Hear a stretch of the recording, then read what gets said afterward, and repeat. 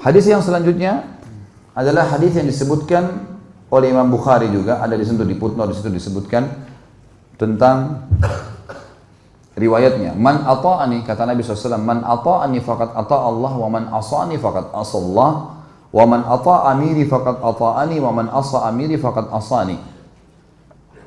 Barang siapa yang taat kepadaku berarti ia taat kepada Allah, dan barang siapa yang durhaka kepadaku maka dia telah durhaka kepada Allah. Artinya semuanya harus diikuti karena ini perintah sang pencipta Allah.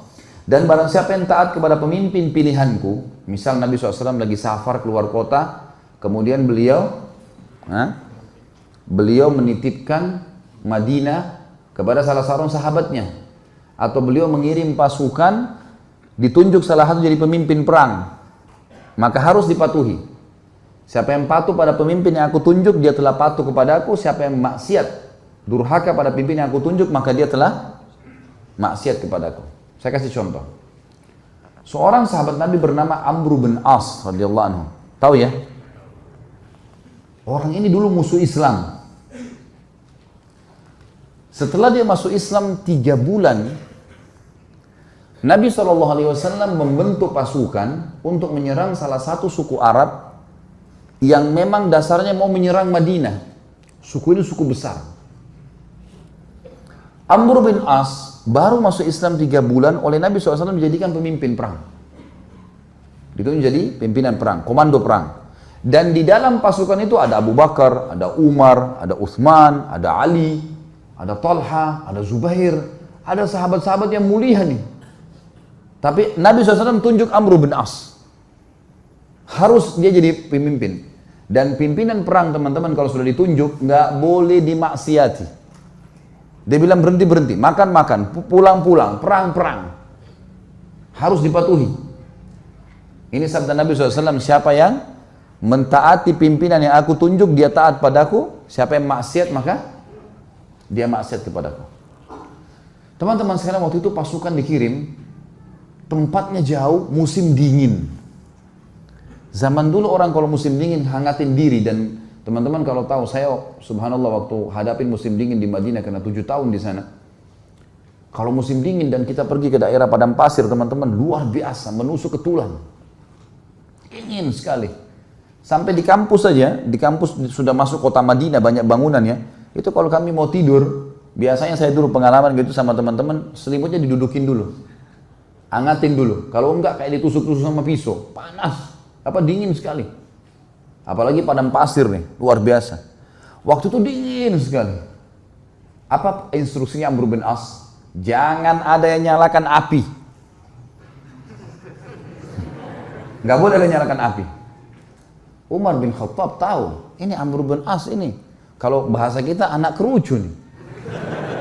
Baru masuk Islam 3 bulan mau ngatur-ngatur gimana nih?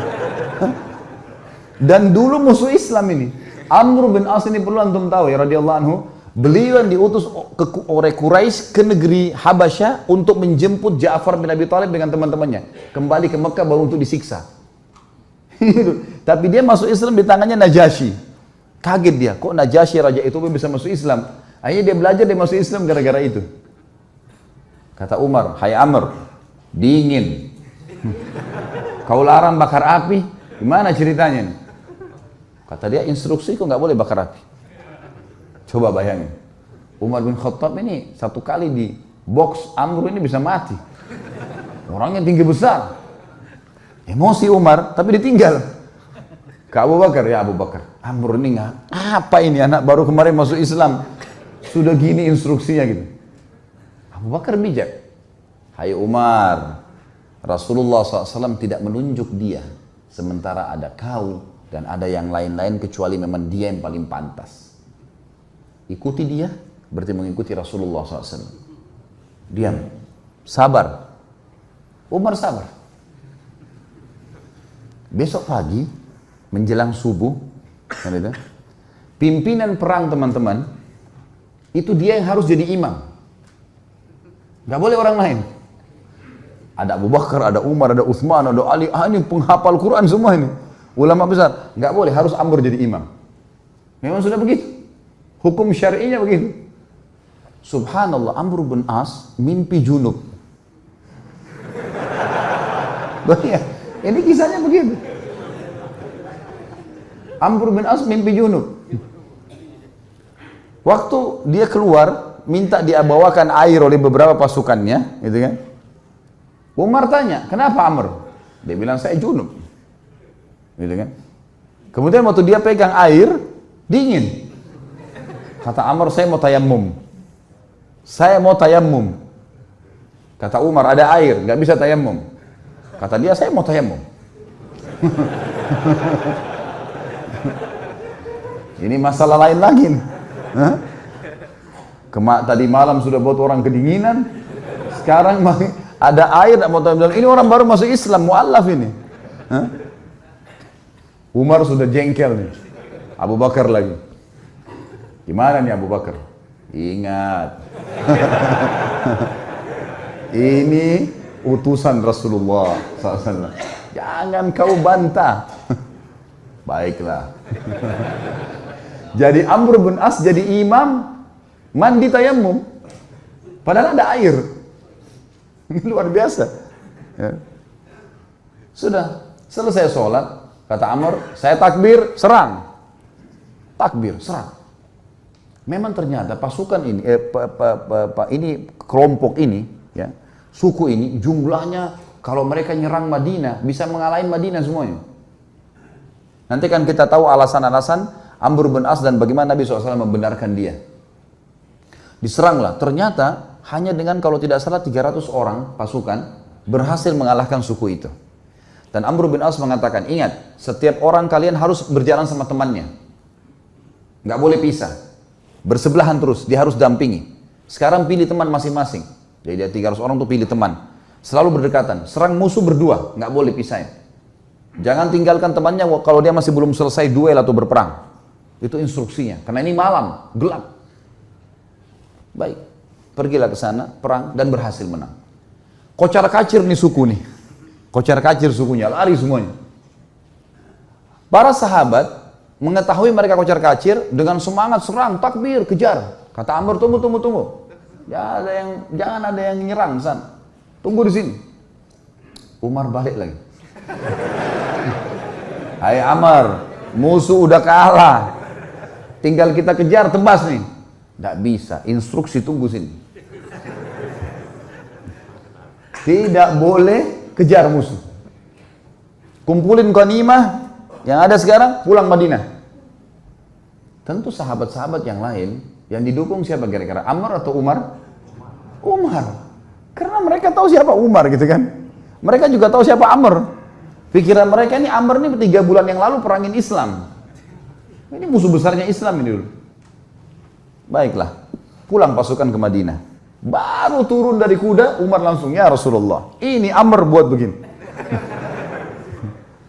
Tidak boleh nyalain api, kita lagi kedinginan. Malam-malam dia mandi junub, tidak pakai air, tayammum. Kemudian musuh kalah, kita dilarang pergi tangkap musuh. Padahal itu kan ghanimah. Musuh yang lari itu kalau ditangkap kan jadi hamba sahaya, bisa diperjualbelikan. Lalu Nabi SAW tanya di depan mereka semua, hai Amr, keluhan sudah sampai kepadaku, apa jawabanmu? Ya Rasulullah, pasukan suku yang kita serang ini adalah suku yang jumlahnya kalau semua berhasil menyerang Madinah keesokan harinya habis kita nih. Pasukan perang jumlahnya banyak. Kalau kita nyalain api, mereka tahu kita ada, habis 300 orang lawan sekian ribu, gimana caranya? Kata Nabi SAW, benar. Lihat, Nabi SAW tidak salah memilih pemimpin nih. Nabi bukan orang bodoh. Wahyu dari langit nih. Yang kedua, kenapa kau mandi junub dengan tayammum? Ya Rasulullah, airnya seperti es. Kalau saya mandi, saya bisa sakit, mati. Saya pemimpin. Kalau saya sakit, saya pemimpin perang. Instruksi Anda, saya pemimpin. Nggak bisa, udara dingin di padang pasir. Maka saya tayammum. Kata Nabi SAW, kau benar. Umar yang tadinya marah, redam. Yang ketiga, kenapa kau biarin orang pergi, nggak ditangkapin? Ya Rasulullah, 300 orang. Lawan sekian ribu orang pasukan ini. Kalau kocar kacir pasukan saya, nyerang sana sini nangkap, kita akan dikalahkan pasti. Mereka bisa tahu jumlah kita, tapi kalau kita ngumpul, kelihatannya banyak. Dan target kan ngalahin mereka. Mereka sekarang sudah takut dan mereka gelap tidak tahu jumlah pasukan kita. Ngapain kita nyerang-nyerang sana? Toh ganimanya sudah ada. Target sudah tercapai. Mereka kalah, nggak usah buru-buru itu. Kata Nabi SAW, kau benar. Abu Bakar balik ke Umar. Nah, sudah tahu?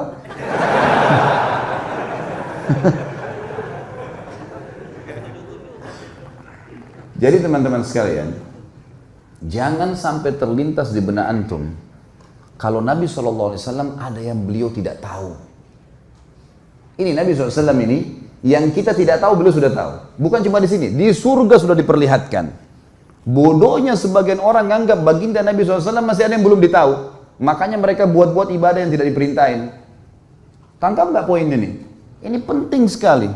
Kalau antum masih melakukan perbuatan bidah yang antum anggap boleh, berarti antum menganggap Nabi SAW masih ada yang belum diketahui oleh beliau. Padahal tuntunannya sudah jelas. Innal halala bayyin wa innal harama bayyin. Ingat kata Nabi SAW, yang halal sudah jelas, yang haram sudah jelas. Wa bainahuma umurum mushtabihat. Di antaranya ada hal-hal yang samar.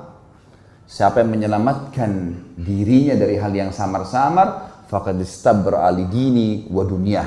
Dia telah menyelamatkan kesucian agamanya dan dunianya. Wa man waqa'a fi syubhat faqad waqa'a fil haram. Siapa yang sengaja jurumuskan dirinya pada yang syubhat, haram atau enggak ya? Enggak apa-apa deh. Maka faqad waqa'a fil haram. Dia telah jurumuskan dirinya pada yang haram. Artinya enggak ada tengah-tengahnya. Halal atau haram? Syubhat berarti haram. Jelas agama Allah.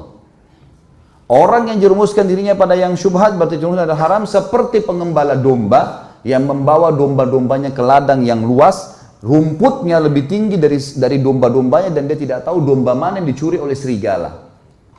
Kita nggak tahu ini halal atau enggak. Lalu kita jerumuskan diri untuk apa? Jadi agama sudah sempurna, nggak butuh tambahan-tambahan.